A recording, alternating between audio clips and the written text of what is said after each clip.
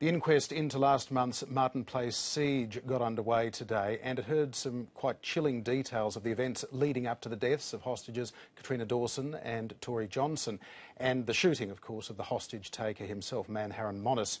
In his opening address, counsel assisting the coroner, Jeremy Gormley, said that the court owed it to the families of the victims to carry out a thorough investigation of this tragedy. The siege at the Lint Cafe on the 15th and 16th of December has caused understandable widespread concern and for some real grief. And the tragic loss of two people so obviously valued by all who knew them, and the trauma for those caught up as hostages, is something we all want to understand in as much detail as possible. ABC reporter Brendan Trembath was at the inquest today, and he joins us now from Sydney. Brendan, what new information came to light today?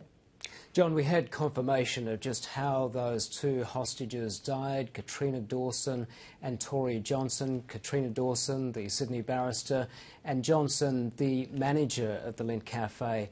We heard that just after 2 o'clock in the morning, after a number of hostages had escaped, Johnson was forced onto the floor by the gunman and then shot in the back of the head from very close range, and he died soon after that. A police sharpshooter was witnessing this. There were police all around the building taking up positions.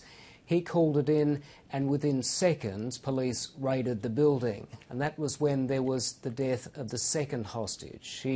We have heard she died in the crossfire, struck by 6 police bullets or police fragments as police stormed in. The gunman, as you've said, he was killed. He took a number of bullets or fragments to the head and body and was killed instantly.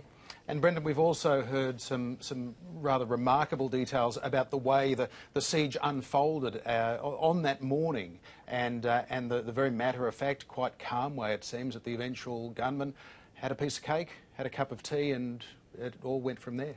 So ordinary that people were in the cafe going about their ordinary lives, and he did have a piece of cake. He then started to act strangely. He ordered the manager to lock the building, and then the manager was forced to make a 000 call, in which the manager was told to say that the building was under attack by Islamic State in Australia, and that was a very long call to the emergency services and the beginning of a 17-hour ordeal for these hostages. So already some very intriguing and unsettling details, but the scope of this inquest seems to be very broad as well. Lots of big, important questions to be asked from a number of directions. It will be enormous, not just how the hostages died and the exact course of events. There is a lot of material to go through. There is video from security cameras. There unfortunately was no security camera active in the cafe itself,